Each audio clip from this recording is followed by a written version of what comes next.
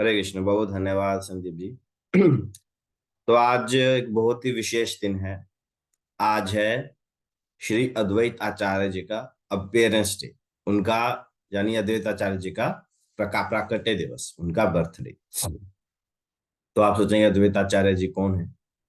तो अद्वैत आचार्य जी पंच तत्वों में से एक है, और वो महाविष्णु महाविष्णु और सदाशिव सदाशिव का जुगल अवतार है।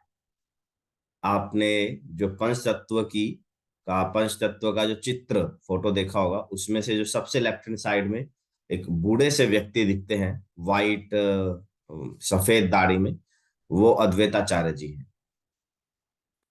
मैं आपको दिखा भी सकता हूँ, एक सेकेंड, मैं स्क्रीन शेयर करके दिखाता हूँ आपको।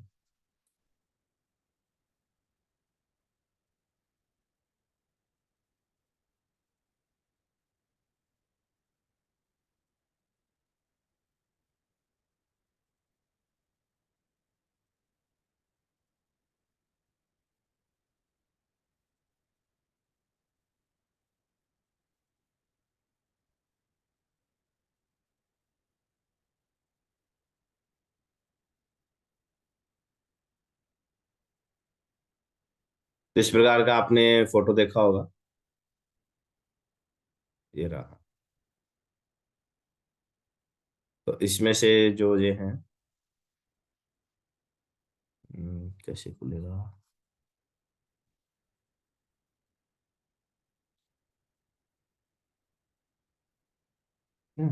ये जो सबसे लेफ्ट में सफेद बेड में, ये अद्वैताचार्य जी। ये महाविष्णु और सदाशिव का युगल अवतार है। तो ये चैतन्य महाप्रभु हैं। बीच में जो येलो में है, ब्लू वाले नित्यानंद प्रभु, पिंक वाले ये है गदाधर पंडित, और ये श्रीवास पंडित। ये नारद मुनि जी का अवतार है। गदाधर पंडित राधा रानी का अवतार है। चैतन्य महाप्रभु स्वयं कृष्ण है। नित्यानंद प्रभु स्वयं बलराम है, और ये महाविष्णु और सदाशिव का युगल अवतार है। तो अभी क्या है, अभी फरवरी ऑनवर्ड्स, अभी से क्या होता है, फेस्टिवल सीजन शुरू हो जाता है, जहां पर ये सारे अवतारों का एक एक करके प्राकट्य दिवस आते हैं। अभी अद्वैताचार्य जी का है, फिर नित्यानंद त्रयोदशी आएगी 22 22 तारीख,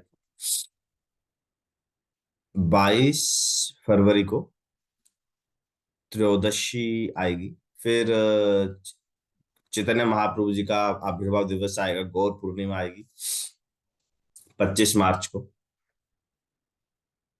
तो अद्वैताचार्य जी का बहुत ही बड़ा योगदान है इस वैष्णव संप्रदाय में, क्योंकि उनके ही उनके ही आग्रह पर भगवान श्री चैतन्य महाप्रभु इस संसार में प्रकट हुए। महाप्रभु अद्वैताचार्य जी इन सब में से प्रमुख हुए हैं। सबसे पहले वो कहाँ पर थे?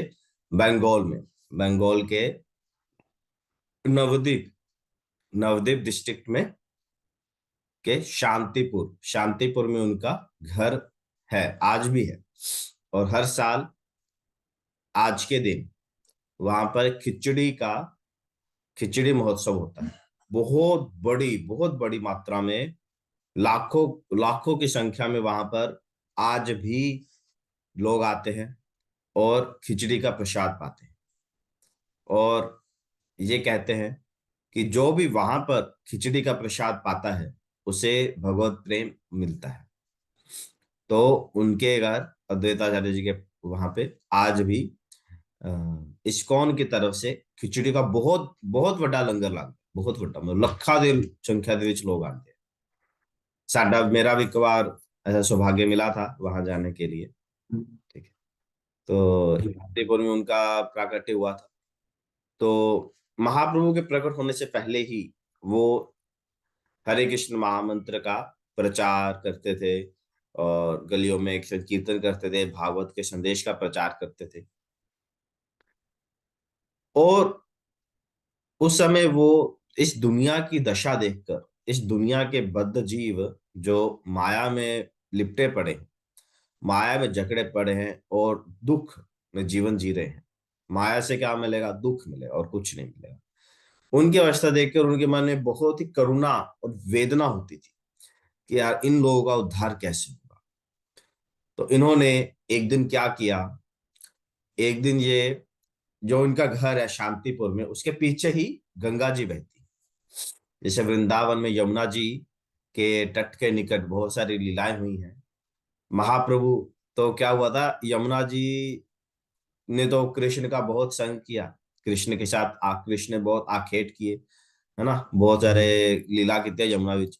तो गंगा जी नाराज हो गई, गंगा जी कहती है कृष्ण जी यमुना ने तो सारा कुछ कर लिया, मैं तो अधूरी रह गई, है ना, मैंने तो सिर्फ पतित पावनी कहने पर पतित पावनी तो यमुना जी है ना, मेरा मेरे ना तो तुझे कुछ किता नहीं। तो कृष्ण जी कहते कि कोई गल नहीं, ਜਦੋਂ मैं कलयुग ਦੇ ਵਿੱਚ ਚੈਤन्य महाप्रभु ਦੇ ਰੂਪ ਚ ਅਵਤਾਰ ਲੂੰਗਾ, ਉਦੋਂ मैं ਤੁਹਾਡੇ ਵਿੱਚ लीला करूंगा। तब ईश्वर जो चैतन्य महाप्रभु के रूप में आए, तो जहां भी जितने भी लीलाएं हुई उसी प्रकार से गंगा जी साथ होते थे। तो इनके शांतिपुर के जस्ट पीछे ही, इनके घर के जस्ट पीछे से ही यमुना गंगा जी बहती थी। तो गंगा के किनारे तो श्री अद्वैताचार्य शालिग्राम शालिग्राम शिला लेकर बैठ गए, और तुलसी पत्र और गंगा जी के साथ उसकी उनकी पूजा की, और भगवान को आह्वान किया कि हे भगवान आप आइए, आपके बिना इन लोगों को कोई नहीं तार सकता। भगवान श्री कृष्ण को ये पुकारने लगे, और भगवान को पुकारने के लिए उन्होंने बहुत बड़ा व्रत और तप किया। बहुत लंबे समय तक ये शालिग्राम की पूजा करते रहे, और हरे कृष्ण महामंत्र का जप कर करके, जिस प्रकार कल आप लोगों ने सबने मिलकर किया, इस प्रकार से जप किया कि भगवान स्वयं प्रकट हो गए। भगवान को प्रकट होना पड़ा, भगवान के दिल में करुणा आ गया अद्वैत आचार्य जी की तपस्या देखकर। तो फिर भगवान ने अद्वैत आचार्य जी को स्वप्न में बोला कि आप चिंता मत कीजिए, मैं बहुत जल्द यहाँ पर प्रकट होऊंगा। तो अद्वैत आचार्य जी ही साधन बने भगवान को प्रकट कराने का। तो जब भगवान प्रकट हुए, तो हरे पूरे नवद्वीप में ना शोर मच गया, क्योंकि जो वो कहते हैं ना, पूत के पाँव तो पालने में दिख जाते। तो महाप्रभु का बचपन का मान नाम निमाई था, पर वो शुरू से उनके लक्षण ऐसे थे जिससे अद्वैताचार्य समझ गए थे कि यही यही भगवान है, ये स्वयं कृष्ण है। तो उसके बाद महाप्रभु और इनके साथ बहुत सारी आपस में लीलाएं होती थी, ये उनके अंकल मानते थे, अपने गुरु के समान ही मानते थे अद्वैताचार्य जी को। इनके और भी बहुत सारी लीलाएं हैं जो ऐसे इतने में वर्णन करना कठिन है, पर कुछ कुछ लीलाएं जो स्मरण आती हैं। तो अद्वैताचार्य जी और महाप्रभु और नित्यानंद प्रभु, हरिदास ठाकुर, ये सब आपस में बहुत ही घनिष्ठ और महान भक्त थे। मतलब बहुत आपस में मिलजुल कर रहते थे, साथ में सारी सेवाएं करते थे, या उनको अपने घर में प्रसाद के लिए बुलाते थे। तो ये बहुत बहुत, मतलब समझे, हजारों की संख्या में आइटमें बनाते थे। चैतन्य चरितामृत में सब लिखी भी हुई है, चैतन्य चरित आइटमों के नाम भी लिखे हो, क्या क्या बनाते थे ये। बहुत सारी चीजें तो आप सुनी भी नहीं होंगी, शाक से और दही से, दूध से, बहुत ये बनाने में बहुत एक्सपर्ट, कुकिंग में बहुत एक्सपर्ट थे। और जब नृत्य करते थे संकीर्तन में, तो 72 घंटों तक ये रुकते नहीं थे। 72, एक बार अगर नाचना शुरू कर देंगे तो 72 घंटों के बाद ही इनके पैर थमेंगे। इतना जोर से नृत्य करते थे, इतना उत्साह से, और कृष्ण में पूरे खो जाते थे। और भगवान श्री चैतन्य महाप्रभु इनका बहुत आदर और सम्मान करते थे, अपने गुरुजन के समान ही समझते थे, क्योंकि ये क्या थे, चैतन्य महाप्रभु के गुरु भाई थे। तो इनकी बड़ी इच्छा होती थी कि महाप्रभु ना मुझे डांटे, है ना, जैसे कृष्ण को इच्छा होती है यार कोई मेरा भक्त मुझे डांटे, इसलिए वो ऐसी नटखटी लीला करते हैं कि यशोदा मैया उन्हें डांटती है, फटकारती है ना। कभी कभी वो भी एक रस होता है, हमेशा बस आदर सम्मान सत्कार मिलता रहे ना, व्यक्ति बोर हो जाता है। इसलिए भगवान विष्णु जो है ना, वो वैकुंठ में बोर हो जाते हैं, क्योंकि वैकुंठ में उनके उनके साथ कौन ना वो करेगा, वैकुंठ में थोड़े ना कोई उनके हाथ गले में हाथ डाल के, हाँ चल भाई थोड़ा समोसा पकौड़ा खान चलते हैं, चार चुस्की मार के, उनके साथ थोड़ी ना कोई करेगा। पर गोलोक में क्या है, कृष्ण को हर कोई डांटता है, थप्पड़ मारता, अरे कर क्या रहे हो, चलो अंदर जाओ। तो इनकी मन में इच्छा है कि भगवान मुझे डांटे, मैं वो थोड़ा वो रस का आस्वादन करना चाहता हूँ। तो अब इनको डांटेंगे कैसे? सब तो ये उनको बहुत आदर सम्मान मिलता था, सबसे बुजुर्ग भी थे, सबसे उत्तम कोटि के वैष्णव भी हैं, तो कैसे मिलेगा? तो इन्होंने क्या किया, इन्होंने गांव के स्कूल में ना मायावाद पढ़ाना शुरू कर दिया। मायावाद यानी कि कृष्ण और हम एक ही हैं। कृष्ण क्या है? कृष्ण कोई नहीं है, कृष्ण एक लाइट है। लाइट एक भगवान, एक एनर्जी, भगवान का कोई रूप नहीं है, रंग नहीं है। और मृत्यु के बाद मैं और भगवान एक हो जाएंगे, हम ही भगवान बन जाएंगे। एक सेकेंड ना। तो ऐसे इन्होंने प्रचार करना शुरू कर दिया। तो ये गलत फिलोसफी है, पर इन्होंने जानबूझ के किया। तो जब महाप्रभु को ये पता चला, अरे अद्वैत ऐसे कर रहा है, तो महाप्रभु को बड़ा गुस्सा है। पहले तो विश्वास नहीं हुआ, फिर महाप्रभु खुद गए। ठीक है, महाप्रभु खुद गए स्कूल में, और जब जब पढ़ा रहे थे तो महाप्रभु ने खुद सुना, और जब खुद सुना, अरे ये तो मायावाद का प्रचार कर रहा। महाप्रभु को बड़ा गुस्सा आया, महाप्रभु को बड़ा क्रोधित हुआ, अरे यार ये कैसे ऐसा कर सकते हैं? और महाप्रभु ने इनको खींचा और इनको मारा, पैरों से मारा इनको। और जब महाप्रभु इनको सुना रहे थे और मार रहे थे, और ये बहुत ही खुशी से हंस रहे थे, अरे आज तो मेरी इच्छा पूरी हो गई, एक हंस रहे थे, बहुत आनंद ले रहे थे महाप्रभु की डांट का, है ना। तो जिससे हम बहुत निकट होते हैं उसके ऊपर फिर अपना अधिकार भी समझते हैं। तो ये इनकी एक लीला हुई थी। और इसके एक और लीला जो मुझे स्मरण में आ रही है, तो महाप्रभु के ना एक बड़े भाई थे, चैतन्य महाप्रभु के एक बड़े भाई थे विशंबर। तो वो बहुत ही आध्यात्मिक में ना उनकी बड़ी रुचि थी, तो उन्होंने ना बहुत छोटी उम्र में संन्यास ले लिया। वो अद्वैताचार्य जी के बहुत घनिष्ठ संपर्क में रहते थे, बार बार उनके घर आते जाते थे, और बहुत ज्यादा उनका संग करते थे। तो विशंबर जो थे, उनके मन में वैराग्य उत्पन्न हुआ और वो संन्यास लेकर चले गए। संन्यास ले लिया, छोटी उम्र में ही घर छोड़ दिया था। तो इससे उनकी माता सची देवी के मन में ना थोड़ा सा अद्वैताचार्य जी के प्रति गुस्सा था, कि यार इसकी वजह से मेरे बेटे ने संन्यास ले लिया ना। हालांकि संन्यास बहुत अच्छी बात है, और भक्ति में उन्नति कर रहे हैं, इस बात का गर्व था। पर एक माँ को हो जाता है ना, मान लीजिए अपने आपका बेटा कोई ब्रह्मचारी बन गया, तो माँ को तो थोड़ा दर्द होता है ना, माँ बाप को, अरे यार इसकी वजह से बन गया, क्या दिक्कत है, ग्रस्त बन के भी तो भक्ति हो जाती थी। तो ऐसा उनके मन में थोड़ा रोष था। अब क्या हुआ, जो निमाई थे, निमाई भी बड़ा संग करते थे अद्वैताचार्य जी का, बड़ा आदर सम्मान करते थे, उनके घर में जाते थे, प्रसाद पाते थे, भागवतम सुनते थे, भक्ति की अन्य क्रियाएं करते थे। तो सच्ची माता जी के मन में फिर से वही डर आ गया, अरे कहीं इसकी वजह से फिर वही ना हो जाए, है ना। तो वो डर गई थी, और थोड़ा उनके मन में भी था। तो इसलिए ना महाप्रभु, निमाई जब बड़े हुए और चैतन्य महाप्रभु मतलब, और उन्होंने ये संकीर्तन शुरू कर दिया था, है ना, बड़े लेवल पे, तो उन्होंने कहा कि मैं ना पूरी दुनिया सबको कृष्ण प्रेम दूंगा, पर अपनी माँ को नहीं दूंगा, सच्ची माता को नहीं दूंगा। सब बोले क्यों भाई, क्यों, क्या हो गया, अपनी माँ को क्यों नहीं दे, इतने निर्दयी क्यों बन रहे हो? वो बोले क्योंकि उन्होंने अद्वैताचार्य जी के प्रति वैष्णव अपराध किया।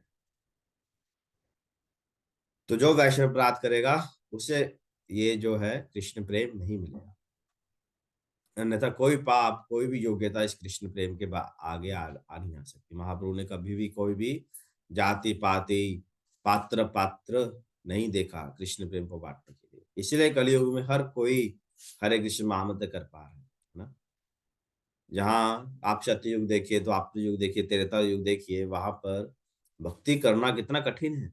तपस्या करनी पड़ती है, योग सिद्धि साधना, गुरु के आश्रम में रहकर साधना करनी पड़ती है, तपस्या करनी पड़ती है, फिर जाकर वो ये जो है भक्ति का मार्ग अपना पाता है, या फिर ये जो मार्ग है योग का वो अपना पाता है। पर भक्ति में ऐसा कुछ नहीं है। भक्ति में हम ओपनली हरे चैंटिंग करते हैं, स्ट्रीट्स पे लोग गाते भी हैं, हर कोई कर पाता है। कैसे? ये महाप्रभु की कृपा है कलयुग वासियों के ऊपर। पात्र पात्र ना देखी, कोई पात्र या पात्र नहीं है, बट एक चीज है कि वो वैष्णव का अपराध ना करे, बस और कुछ नहीं है। तो इस प्रकार से हुआ। महाप्रभु बोले मैं तो अपनी माँ को नहीं दूंगा। तो एक बार संकीर्तन चल रहा था और अद्वैताचार्य जी बहुत मदहोश होकर नृत्य कर रहे थे। तो सची माता जी पीछे खड़ी थी।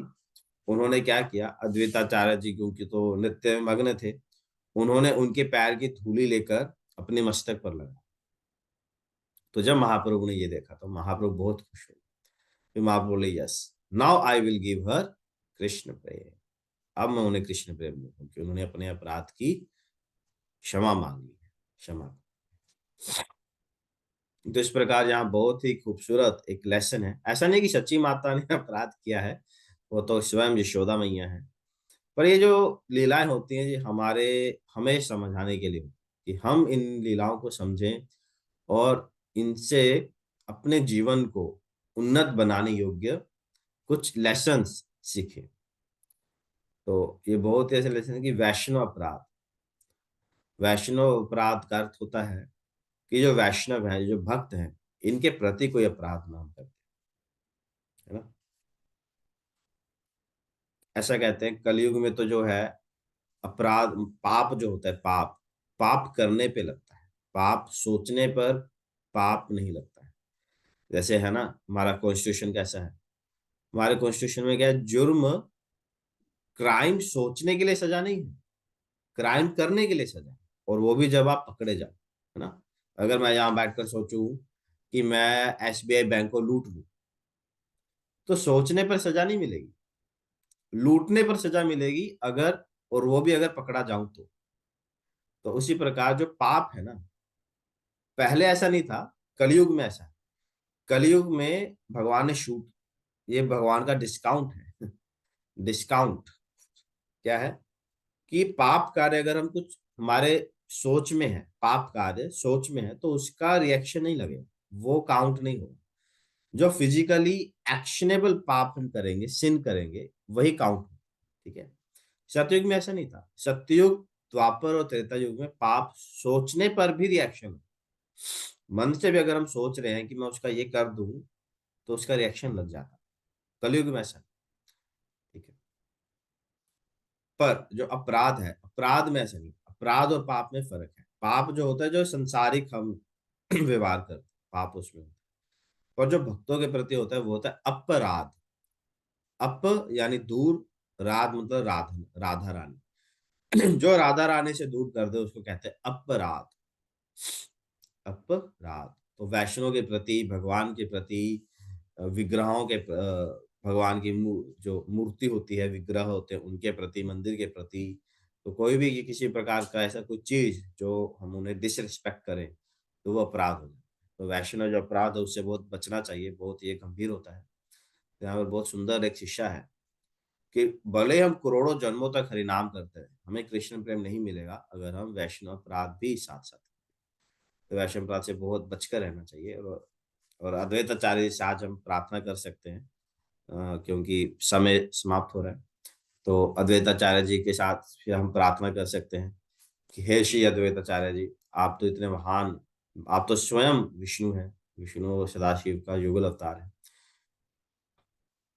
और आपकी कृपा से ही श्री चैतन्य महाप्रभु इस संसार में आए, ये हरे कृष्ण महामंत्र का आंदोलन शुरू हुआ, और हम मुझ जैसे बद्ध जीव को भी ये महामंत्र हरिनाम मिला कि हम थोड़ा बहुत इसमें कर पा रहे हैं, जुड़ पा रहे हैं। आप कृपा करें, आपके पास तो ओशियानिक लव है, आपके इस ओशियानिक लव से प्रेम की एक छोटी सी बूंद हमें मिल जाए, जिससे हमारा भी जीवन सार्थक हो, हम वैष्णव अपराध से बचें और निरपराध होकर हरे कृष्ण महामंत्र का सदैव नियम पूर्वक, ध्यान पूर्वक प्रतिदिन जप कर सके, भागवत का अध्ययन कर सकें, भागवत को समझ सके, उसे अपने जीवन में अपना सके और भक्तों की सेवा कर सके। ठीक है। श्री अद्वैताचार्य जी की जय। बहुत धन्यवाद। और आज 12 बजे तक उपवास रखते हैं इनके उपलक्ष्य में। ठीक है, 12 बजे के बाद हम प्रसाद पाते हैं। ठीक है। हरे कृष्ण, बहुत धन्यवाद। तो हम यही समाप्त करते हैं। Any questions? प्रभु जी 12 बजे तक पूर्ण फास्ट है ये बोल रहे हैं आप?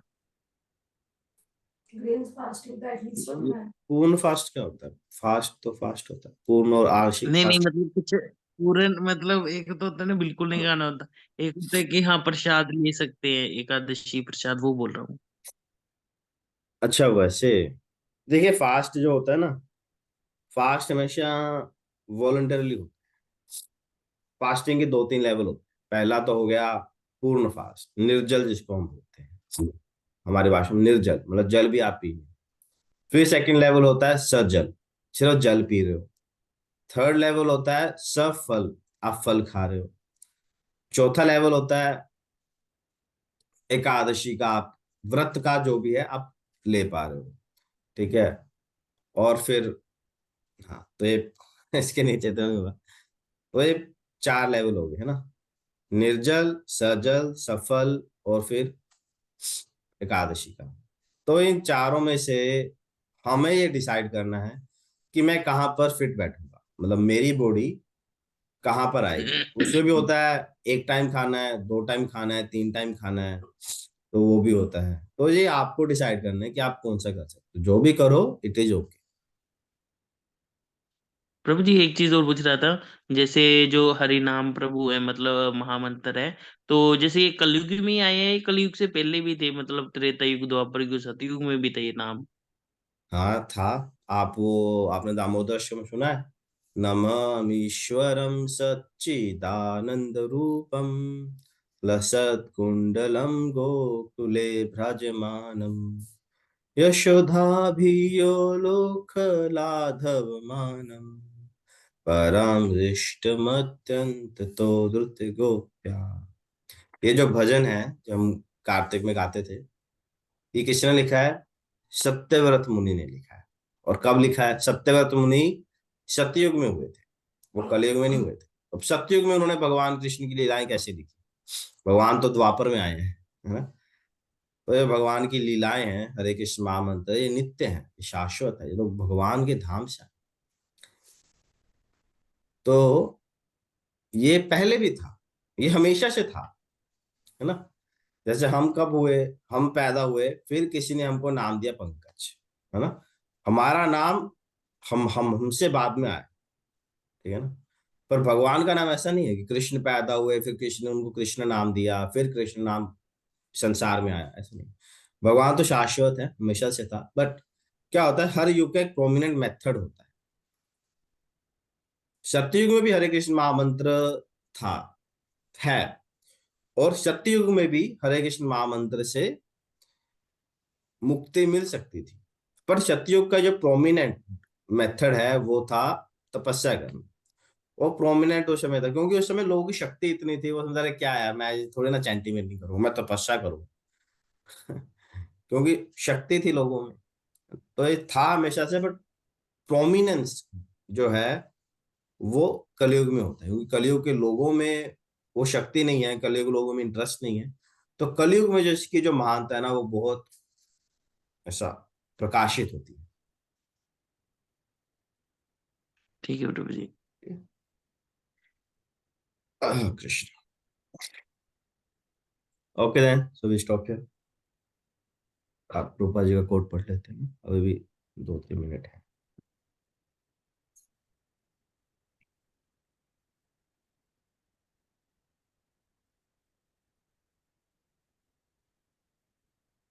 रूपा जी लिख रहे हैं 16 फरवरी, शुक्रवार। थोड़ा लंबा है। भारत में प्रतिदिन चक्की चलाने की प्रथा थी। स्त्रियां चक्की चलाती थीं। यह उनके लिए व्यायाम जैसा था और यह उन्हें सुंदर और स्वस्थ रखता। प्रातः समय वे हरे कृष्ण का कीर्तन करते करते चक्की चलाती। उन्हें दिन भर में जितनी भी आवश्यकता होती वे ताजा अनाज पीसती, और वास्तव में ऐसा करने से उनका शरीर भी सुंदर रहता। यशोदा मई हालांकि नंद महाराज की रानी थी, फिर भी वे ऐसा करती। फिर अन्य स्त्रियों का क्या कहना, दही पिलोना, अनाज पीसना, ये उनके दैनिक कार्य थे। वे पूरी तरह व्यस्त रहती। अन्यथा इधर उधर की बातें करना खाली दिमाग, शैतान का घर। मायापुर। तो स्त्रियों के लिए बहुत ही उपयुक्त संदेश है आज। डेली का अनाज ताजा पीसिए, दही भिगोइए, इससे आपका शरीर सुंदर रहेगा, स्वस्थ रहेगा। ओके। हरे कृष्णा, वो बताने